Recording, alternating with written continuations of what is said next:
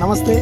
आज है हम लामन गांव में और अभी हम देखेंगे कि हमारी जो बहनें हैं किस तरीके से कापूस चुनना जो है वो करती है।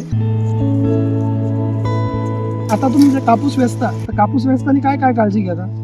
आम्ही असं खालून वेचत येतो वरपर्यंत, कारण जे करून आपल्या कापसामध्ये कचरा वगैरे नाही आला पाहिजे. व्यवस्थित खालपर्यंत वरती वेचत यायचे. तुम्ही सुरुवात कधी केली कापूस वेचायला?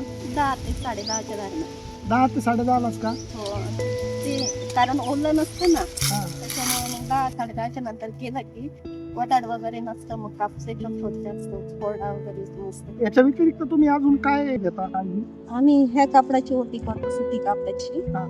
आणि याच्यातच कापूस वेचतो आणि जमा पण याच्यामध्येच करतो, सुती कापडामध्ये. याच्या व्यतिरिक्त अजून काय काळजी घेतली पाहिजे की जेणेकरून आपला कापूस अजून स्वच्छ आपण घेऊ शकू? आपले केस वगैरे गेले नाही पाहिजे, प्लास्टिक, झाकणं, बॉटल हे असं जमा नाही झालं पाहिजे कापसामध्ये. ह्या ज्या गोष्टी ह्या कुठून शिकला तुम्ही? आमचे घरचे जे आहे ना, हां.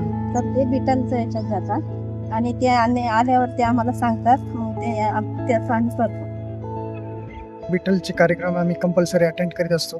त्यामध्ये आम्हाला बऱ्याचशा गोष्टी माहीत होत चालतात आणि बरेचसे कार्यक्रम त्यांचे अटेंड केल्यामुळे आम्हाला बरेचसे फायदे पण होत आहेत त्यामध्ये. आपल्या मालाची गुणवत्ता आपण चांगली क्लिअर ठेवली तर मालाला चांगला भावही भेटतो.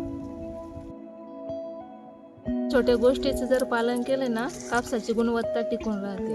आम्ही आभारी आहे. विठ्ठलनं आमच्यापर्यंत खूप गोष्टी काही शिकवल्या आम्हाला आणि खूप काही गोष्टी आमच्यापर्यंत पोहोचवल्या. शेतकऱ्यांना माझं आव्हान आहे का विठ्ठलचं जे प्रशिक्षण आहे ते जर शेतकऱ्यांनी अंमलात आणलं तर त्याचा खूप फायदा है।